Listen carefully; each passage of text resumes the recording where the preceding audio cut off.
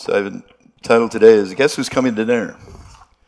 My wife has gotten used to the fact that I sometimes call her in a surprise way and say, I got somebody coming over for dinner. Are you okay with that? I've known, when we lived up in Prince George, I was known to pick up, at least on one occasion, a hitchhiker who ended up staying a night with us, and he just needed a place to stay and a warm place to spend the night, and some food and some family to love him. And so we've been able to have a lot of different people at our table because we've been taking an open approach to our house and just coming. I can't say this so much anymore because I now live in my sister's basement, and she's a little bit more security conscious than I ever was in my life. My standing rule is if you ever saw my car outside, don't knock. The door is probably unlocked. Just come on in. I'm usually up to at least midnight, and you're welcome to come over anytime. And we'll share coffee. We'll share something together. Have you ever wondered? At least I have. What it would have been like to be one of Jesus' disciples, to put yourself on the scene back in that time, to be on the road with Jesus. I love traveling. I backpacked for about 5 months before we got married. I set out, went down through Mexico, Central America, Colombia, Ecuador, Venezuela, ended up for a couple months on the beach in Tobago. And when I was flat broke, I kind of made my way back home. I think I lived for 5 months on about $1,000, traveling very close to around, sleeping on the side of the road sometimes. And it was an adventure. And I think traveling with Jesus would have been an adventure like that. Probably no clear agenda, no clear destination in mind. We're just going on to the next place. So what it would have been like to be one of his disciples, his followers? They were quite a motley group of people. Not the kind of people a lot of people would hang out with. They're a whole diverse group of people as well. They tend to have a lot of arguments along the road and about who's greater and kind of pushing and shoving. I think they're, so they were just an interesting group of people. And I'm just thinking, what would it have been like? Would I have been able to get along with some of them? There was people that were like the first guys they called were fishermen, basically uneducated fishermen. And then there were guys like Nathaniel, who was a bit of a egghead, he was a bit of a elitist type of thing. And then you had zealots who were radical revolutionaries who believed in radically armed revolt against Rome. And then, as we'll see today, you had tax collectors that joined them as well. But I think one of the neat things, I don't know what I would expect, but one of the neat things would have been camping on the side of the road, sitting around that campfire and hearing Jesus talk and tell some stories and trying to learn from him along the way. And of course, there were all those times where he would stop and the crowd would gather and there'd be a great amount of teaching. Often the disciples would come to him and say, hey, what did you mean by that? And then they would take some extra time to explain to him. And then there was those unforgettable times when he just spent time with children. He was never so sophisticated, so caught up in what he had to teach that he only hung out with adults, but he hung out with kids as well. But there were those dinners. Man, were those dinners, those parties that some people would throw for him. People would welcome into his household. And I don't know about you. Sometimes I ask myself, would I want Jesus to come over as a dinner guest? Would you? You got to go back and read some of the stories about where people invited him into their home for dinner and what the conversation, what ensued from there before you answer. I'm just going to leave that for you to kind of check. But what if Jesus came today? Would he look like something like this, walking through, downtown? You'd recognize him because he looked like a throwback. Kind of looks, from my generation, looked like a throwback, like a hippie from the 60s and 70s.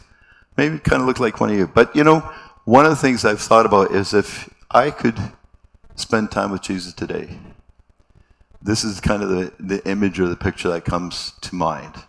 We love vacationing by the ocean. And sometimes when I go for long walks by the ocean, this is what I envision or imagine is Jesus walking with me and speaking into my life as we walk along. Well, the other question I've wondered here is, would we invite him to come on staff at our church? And if we did, what would we write into his contract? I'm in kind of the process of contract renewal here, and I'm thinking, okay, so what would Jesus agree to be in his contract? What kind of ministry description would we give him? Yeah, I know he's Jesus, and how do you dare to give Jesus a ministry description? But remember, in his day, he was just another teacher. He was a good teacher. He was one who spoke with a lot of authority and seemed to have power. And then, of course, speaking of power, there were those dramatic encounters that some people had, not everybody had, when they came into his presence. We turn in weekly reports here as staff. We kind of give a sketch of every week about what our week's been like. So I thought, what would Jesus' weekly report look like? So I just took kind of a week out of Jesus' life on a kind of chapter 8 and 9 or something out of the Gospel of Matthew. And I think it would read something like this. Arrived home in Capernaum, was approached by a centurion who asked me to heal his servant, which I did. Stopped by Peter's house and discovered that his mother-in-law was very sick, so I healed her as well. And, well, what happened was that drew a crowd. So I thought I had, just wanted to get away for a while, so we got away to the other side of the lake. But there you go. While we were rowing across the lake, a storm came up and scared the living daylights out of the disciples, so I calmed the storm, much to the amazement of my disciples. But then when we got to the other side, there were these two demon-possessed men who accosted us, and I took care of setting them free as well. Then we got back into our boat and rowed back across the lake to Capernaum. But there, while in the middle of teaching, some guys brought their friend who was a paralytic, so I freed him from the guilt of sin as well as from the paralysis which he suffered. How is that for a week in the life of Jesus and his disciples? So what has your week been like this as a follower of Jesus last week?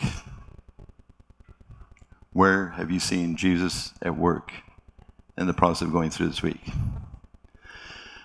But here's the reality that I've discovered as I've spent a lot of time kind of going into the Gospels. They're my favorite place to work because my default setting has long become Jesus. In terms of if I don't know what to do, what God is like, or where to turn to, I go back to the Gospels. See, most of the ministry as is recorded for us in the Gospel of Matthew, Mark, Luke, and John took place out in the open road or in a community where everyday people lived out their everyday lives. We're rarely told of it taking place in the temple or in the synagogues. It took place where every people lived.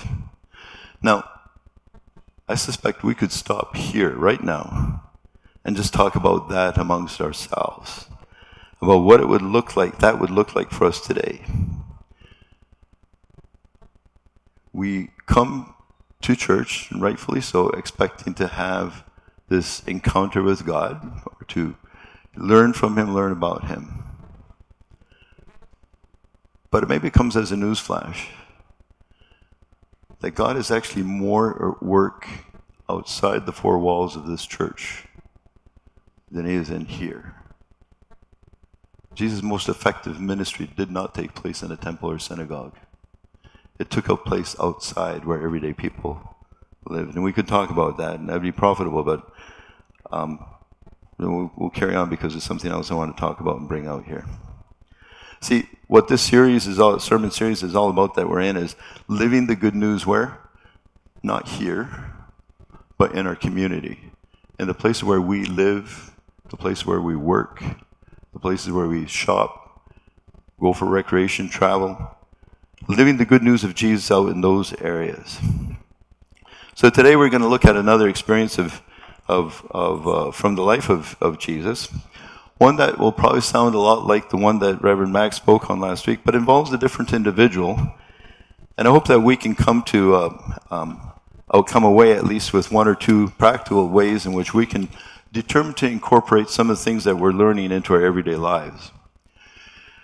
It takes place once again as Jesus was walking through his community, through the community in which he lives. He's back at his hometown where he is. He's not from Capernaum, but that's where he set up residence, it seems. And it's the story of the calling of Matthew, who became one of the 12 disciples of Jesus. It's a story that's told in Matthew, Mark, and Luke. And while it was read for us as it is found in Matthew, I'm going to refer occasionally to Luke's account as well. So we pick up the story as it is told by Matthew himself in verse 9 of chapter 9 in his gospel that was read for us. Matthew says, as Jesus went out from there. Literally, the translation of what Matthew is writing says, as Jesus was passing by or going along. And I want you to take note of that because most of Jesus' ministry takes place as he happens to be walking along. He so happens to be someplace. One of the things I'm struck with as I've read through the various gospel accounts of life and ministry is that there's really only one encounter that Jesus has that I could maybe remotely suggest that this was an appointment. It was an arranged ahead of time, and that was with Nicodemus, because Nicodemus comes to talk to him by night. And I suspect anytime anybody came to see somebody by night, it was probably something that was prearranged. The reality is every other encounter Jesus had with individuals, with people along the way, were opportune moments where they happened to be in the way or on his way. He happened to see them. He happened to come across them as he was walking again. And here again, I just want to say, here again is something we need to take note of as followers of Jesus. Our most effective ministry does not take place in a planned and scheduled kind of way. Yet isn't that primarily the way we think of how we go about our lives, of what we do? In fact, I would say, I know somebody can say, oh, that's you, Don. Well, I think this is true. I would say that our problem is that we are so scheduled that we actually miss out on those encounters, those opportune moments, those divine appointments, if you like, that present themselves to us every day. Most often they go by totally unnoticed, much less responded to. I think that the picture that comes to my mind sometimes about the way we can lead our lives, and by the way, I can be as scheduled and kind of hurrying around from place to place as you might be. I remember a number of years ago when my daughter was quite a bit younger and she wanted to go downtown with a friend. Her friend was getting a tattoo. And so it was on Granville Mall, and I said, you're 14 years old, there's no way you're going down. It was a Sunday night. There's no way you're going down by yourself. So I'll take you guys down there. So while they're inside, I just thought, I parked myself outside the door and thought, I love watching people. So I watched the people across the street from where I was, and there was a steady stream of people going on their way to a nightclub. Right where they were passing by was a homeless man who was rolling out his blanket or whatever it was that he was going to sleep on to spend the night in a little area there that they were passing by. Nobody paid attention to this man. I doubt whether they even saw him. I suspect that if I were to stop them a block later and said, did you see the homeless guy there? They would say, what homeless guy? We can go about lives that way. They're the invisible people, those divine encounters, because we're driven by our own agendas and our schedules and where we're on our way to. We're so overscheduled we do not build enough margin into our lives for God to show up or to direct us in a different direction. And consequently, I think we often miss out on experiencing God at work in different ways in and through us. Now, again, I suspect for some of you, that's what you needed to hear today. But don't leave, we got more. But don't forget about it. So picking up the story at hand, Jesus is walking along. He's walking along beside the lake. And Matthew says he saw a man named Matthew sitting at the tax collector's booth. Now, when it says that he saw, it implies a whole lot more than just taking notice of what is going on around him, although it certainly includes that. He's not walking around with his eyes glued to a cell phone like so many people do today. He's not distracted by all kinds of things that he doesn't know. But the particular word, for instance, that Luke uses when he tells this same story is one that has a sense of looking purposefully and intensely at somebody with the intent of getting to knowing something about them. It has that sense of looking right through somebody. Have you known people like that? We were told when our son was only 1 or 2 years old and we'd hold him, he had what they call, one person described, he has an old man's soul. When he looks at me, I feel like he's looking right into my soul. He had one of those very direct looks. Well, Jesus had this sense of what he saw. Can be downright disconcerting sometimes. But here's the difference in this case. See, while others would see someone whom they despised, tax collectors for them were men who had essentially betrayed their Jewish heritage, the Israel, and had sold out to the Romans, not only by collecting the taxes that were levied by Rome against them, and you heard a little bit about this from Reverend Mac last time, but were often getting rich at the expense of their countrymen. And last week we looked at Zacchaeus as being the chief tax collector. It was kind of like a pyramid structure where he had people who worked under, probably Matthew was one that worked under somebody like him, who would then collect taxes, skim off his top, but need to pass on enough to the chief tax collector for him to skim off his top so that they could send on what is needed to Rome. So you can see that by the time it starts out, it's an excessive amount of money that's been taken away and people are getting rich at the expense of others. In fact, they had a separate category for tax collectors. We sometimes read about sinners and tax collectors. Well, sinners were kind of like the bottom rung of the ladder in the social structure. Tax collectors were just underneath that and probably not even on the ladder itself. So there's sinners, and then there were tax collectors. In contrast to who or what others see when they look at this tax collector, Jesus sees a real person, created in God's own image, someone with a name and a story, someone who simply has got lost along the way and got caught up in a lifestyle that inevitably, regardless of how successful he may appear to by the standards of some, at least materially and financially, a lifestyle would lead to his own destruction. Jesus doesn't see with the judgmental eyes we often see with, but rather sees with eyes full of compassion. Matthew tells about this later on at the end of one of his chapters there, where he says Jesus saw the crowds and he had compassion on them because they were harassed and helpless like sheep without a shepherd.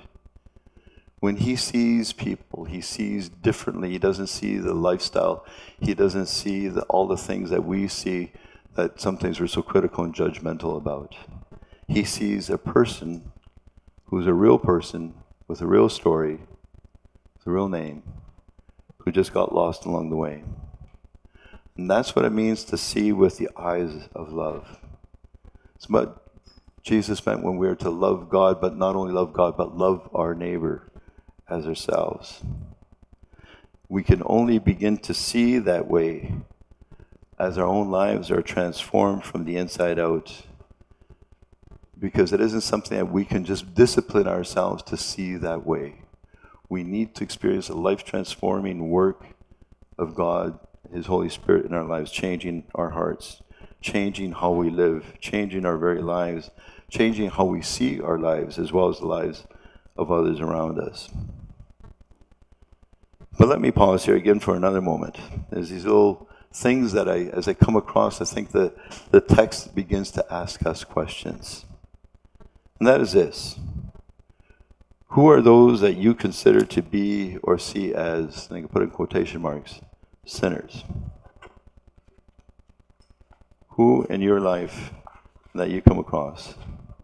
And who are those whom you consider to be, they may not be part of your life, but you see them even at a distance, so despicable that they're in a category all of their own that is much worse than simply referring to them as sinners. I think all of us have some category, and there's some person, whether we read about them in the news or anywhere else, we may know something like that person that comes to mind. Be ruthlessly honest with yourself. I'm not going to ask you to advertise what you're thinking or your thoughts to anyone else. But keep what you have come up with clearly in mind as we look at what happens next. Because Matthew says that Jesus simply said, "Follow me." Now keep in mind this event takes place around the beginning of Jesus' public ministry, while the encounter he had with Zacchaeus takes place more towards the end, which we looked at last week, and so that's more towards the end. But this one takes right when he's starting out. In fact, as we look at this account in the order in which it's told in the various Gospels, he's going about calling his disciples. So he's already previously called Peter and Andrew and James and John, who are fishermen, and told them, "Come and follow me." And they do, and they leave things and begin to follow him. They were uneducated, basically uneducated men.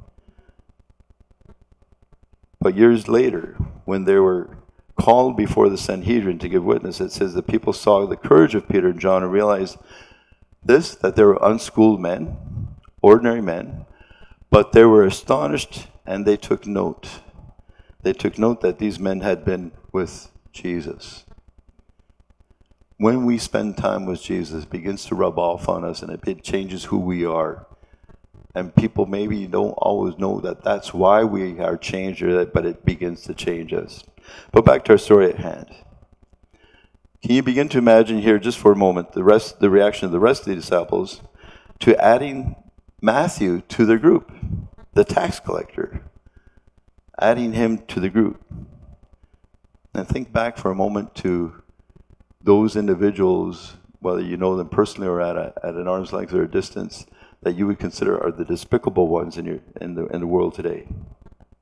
Consider them and what your reaction would be if all of a sudden they showed up in church and they were to work on the same kind of community or task force as you were. Say, here's a project for you to do. Now, note, Jesus does not attach any conditions to his calling of Matthew. He doesn't tell him he needs to get down on his knees and repent of all his wrongdoing. Not that repentance is not part of the whole thing eventually, but he doesn't call him to repentance. He doesn't tell him, he says, you need to pray this particular prayer of repentance and acceptance of Jesus into his heart. It is simply this: follow me. But in that simple invitation, there was so much more than what we often hear or even are responding to when we, let me put in quotations, accept Jesus. See, it wasn't a simple invitation for him to tag along wherever Jesus went, to be along beside him. It was much more than that. It was, and it is today, an invitation to follow Jesus in his way of living and join him in what he is doing and take on his mission as your mission for life as well. In fact, later on in Matthew, Matthew elaborates a little bit where Jesus expands more on what it means to come to him, where he says, "Come to me, all you who are weary and burdened, and I will give you rest." And sometimes this is often expressed to those people who are stressed out and dealing with all kinds of emotional issues, and it applies to them, okay? But in particular, who Jesus is talking to comes out from the next part where he says, "Take my yoke upon you and learn from you," because the Jews considered the yoke as the Torah, the law. And the people of his time were wearied and burdened and worn out from having to try by force to keep the law, to obey the letter of the law so that they would be acceptable to God. And Jesus saying, don't do that. Take my yoke upon you and learn from me. Come, that's what a disciple is, somebody who walks with Jesus and learns from him. For he says, "For I am gentle and humble in heart, and you will find rest for your souls. For my yoke, my way of doing things, isn't as legalistic, isn't a legalistic burden. It isn't a matter of following rules and laws and policies. It's a matter of relationship." That's what he says, "Take my yoke upon you and learn from me, because my yoke is easy, my burden is light. What is somewhat surprising is actually Matthew's quick response to the invitation, because he simply got up and followed him. Luke adds that he left everything and followed him. And the same thing is said about Peter and Andrew and James and John when they too responded to the invitation to follow Jesus. And while Peter and Andrew and James and John no doubt continued to fish or went back to fishing, they had to provide for their families in different ways. And possibly Matthew may have returned to his trade. We don't know.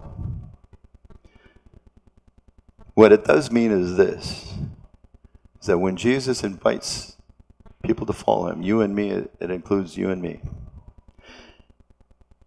It means the whole thing of leaving everything to follow Jesus is that of a total reorientation of life.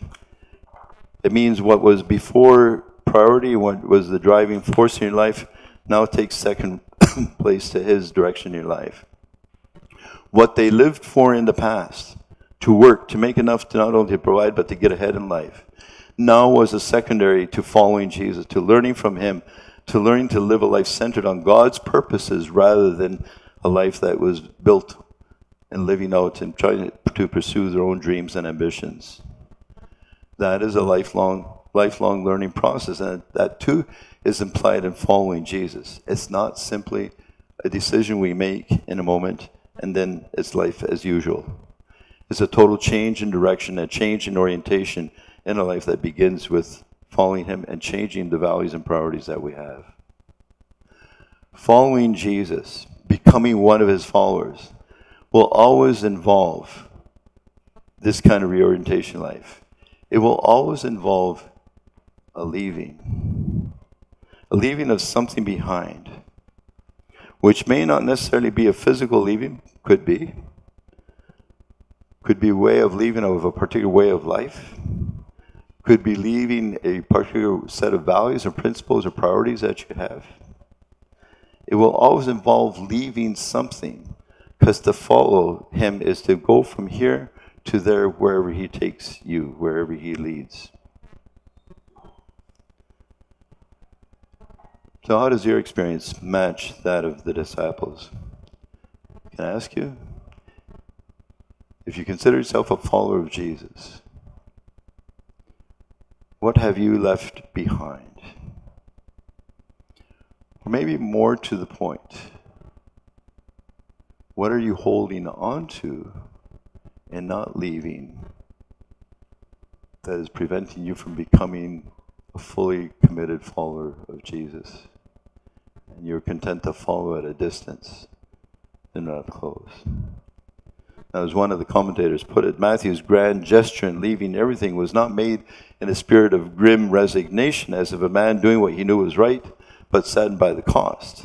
Instead, Matthew celebrates his becoming a follower of Jesus by throwing a feast, by throwing a party, inviting, along with Jesus and his disciples, all his friends to come and celebrate with him.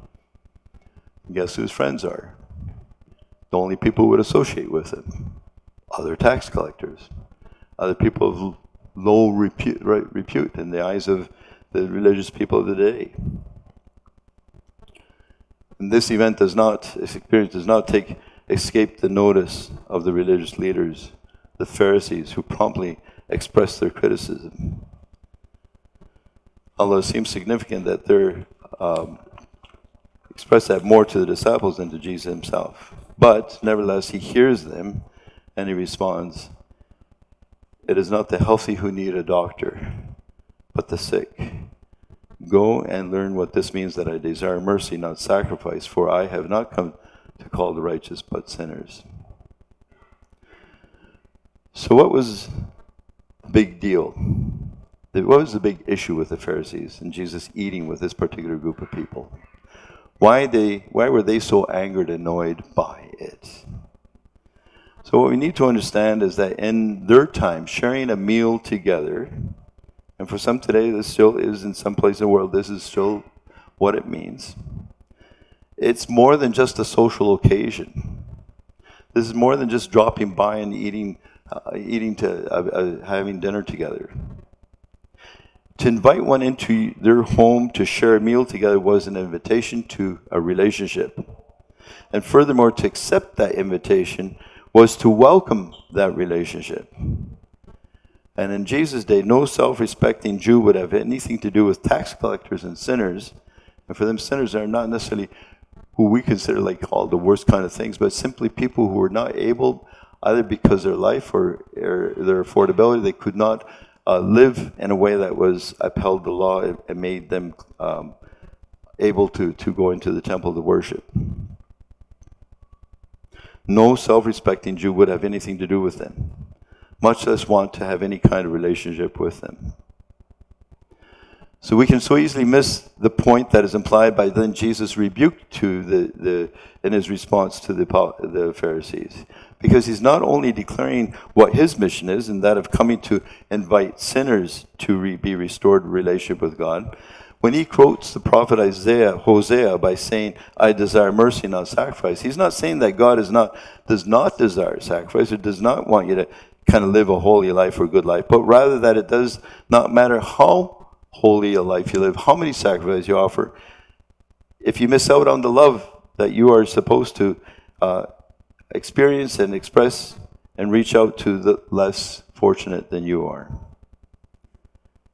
If you miss out on the love that underlies the God, a love that leads to being merciful rather than judgmental to those who are living a way that is not pleasing to God. What Jesus is saying here is that they, the self-proclaimed righteous ones, should be doing the same thing that he is doing, looking for ways to bring those who are far from God back into a relation with him, rather than shunning them and try to separate themselves from them.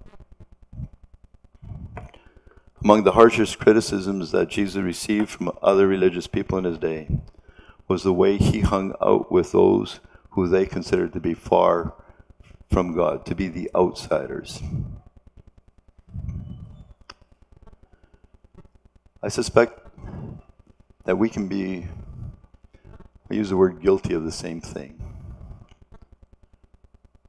We can isolate ourselves and insulate ourselves from people who are far from God.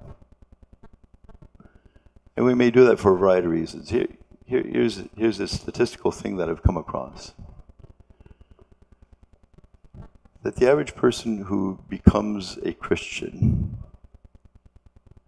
within about 5 years, especially if they become a Christian, now many of us have grown up that way, but for those who become Christian, within about 5 years, 3 to 5 years, have lost all kind of connection with the friendships and the relationships that they had previous to becoming a Christian. We become isolated, we become insulated. Jesus is known as a friend of sinners. Are we? Sometimes we're known more for what we are against than what we are for. Who do you count among your friends today? If you were to throw a party for Jesus, who would you invite? I've come to the conclusion, one of the things that I did a number of years ago, see, as a pastor, it's even much harder for us to get outside our little office and our little ivory towers. And I realized that a number of years ago. And I've done, over my years of ministry, I've always tried to be involved in community life. I've sat on all kinds of community committees, been co-chaired the Burnaby Interfaith Network for years with a Muslim lady. Got to know different people and their ways of thinking, and what I realized is that one of the most important things that you need to do is listen to people, hear their story. Sometimes we're too big a hurry to tell them what we think. One of the things I did is I was looking for a way to be challenged in my way of thinking, and will be challenged and to develop new relationship. And I saw an ad for a part-time master's program at Simon Fraser, so I registered for it. In the process in the academic world, I came across people, very few Christians. There were atheists, people who were into same-sex relationships, so on. Here's what I discovered, is that when you get to know somebody face to face, you can put a name and a story to somebody who lives in a lifestyle that you would otherwise think wrong or be very judgmental about. It doesn't necessarily change your way that you have to start accepting that. It does change the way you think. My challenge to us today is before you become critical and judgmental about any one kind of person, regardless of who they are, try to get to know them first. Hear their story. Find out what they have been through in their life. So when you throw a party for Jesus, and this is the take-home I'm going to give to you today, throw a Matthew party. Don't just invite, friends and family and people you know from church. Throw a Matthew party for your neighbors, for the people you work with. Yeah, invite a few Christians over, but believe me, be selective of who you invite, okay? You don't want the wrong kind of, with all due respect to people, you don't want somebody who goes there to, quote, evangelize. You want somebody who goes there ready to listen and build relationships, build friendships as well. Years ago when I was preaching through this text in my previous church, and I suggested this would be a good thing to do. You know who took me up on that? It was a Muslim guy who was coming to our church. His wife was Christian. She was Korean and she was Christian. And I got a call from his wife, and he says, Ahmed says, Pastor Don said we need to throw a Matthew party. We're going to throw a Matthew party. And he invited all his friends from work. He was in a kind of a middle management position.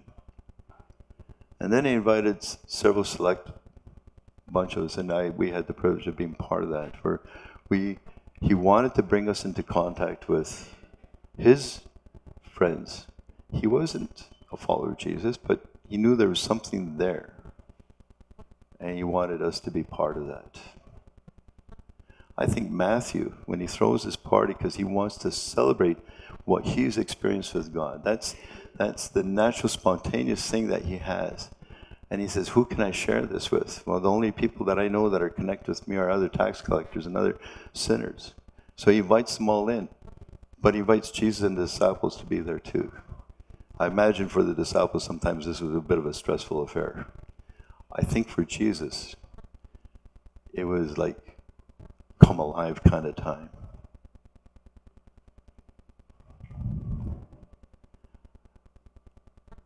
So when we talk about living the good news of Jesus in our community, consider this as one way we do that.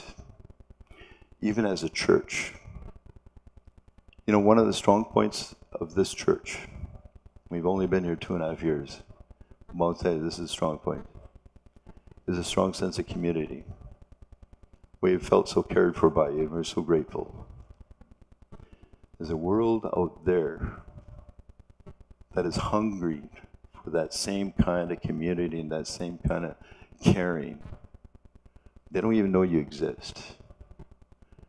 We need to find ways to live the good news out there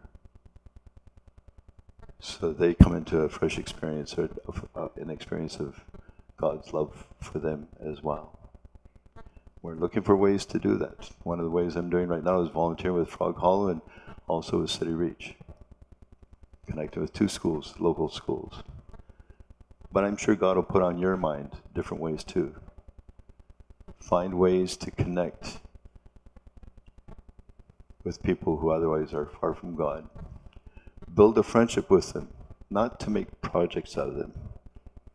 One of the terms I kind of cringe at is called friendship evangelism.